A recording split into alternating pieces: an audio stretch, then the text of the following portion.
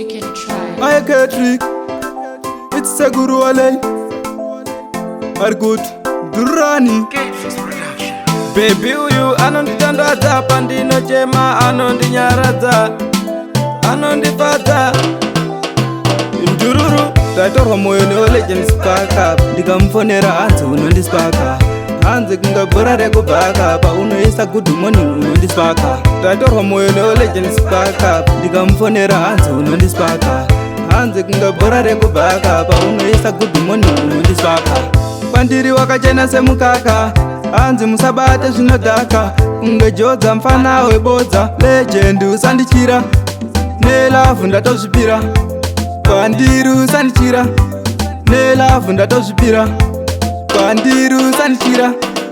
tatorwa moyo neolegends paka ndikamufonera hanzi unondisipaka hanzi kungabhora rekubhaka paunoisa good morning unondisipaka tatorwa moyo neolegends paka ndikamufonera hanzi unondisipaka hanzi kungabhora rekubhaka paunoisa good morning unondisipaka kasi unoziwana nasekuru nehanda lavhu yako inonaka kunge fanda ndiri kureva kunaka iwe legend mwana akanaka ketrik toti paritriki pagadzirwa biti hanzi sekuru walei wanoimba kupi ndoti handiimbe ndinonzwa mabhiti mamero ngawamire kuisa jiti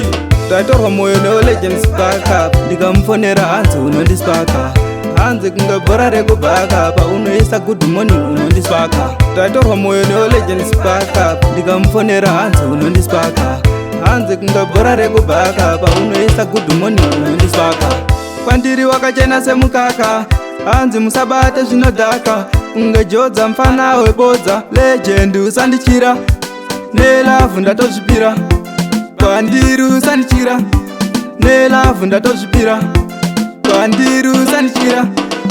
tatorwa moyo neolegends paka ndikamufonera hanzi unondisipaka hanzi kungabhora rekubhaka paunoisa good morning unondisipaka tatorwa moyo neolegends paka ndikamufonera hanzi unondisipaka hanzi kungabhora rekubhaka paunoisa good morning unondisipaka tatorwa moyo neolegends paka ndikamufonera hanzi unondisipaka hanzi kungabhora rekubhaka paunoisa good morning unondisipaka tatorwa moyo neolegends paka ndikamufonera hanzi unondisipaka hanzi kungabhora rekubhaka paunoisa good morning unondisipaka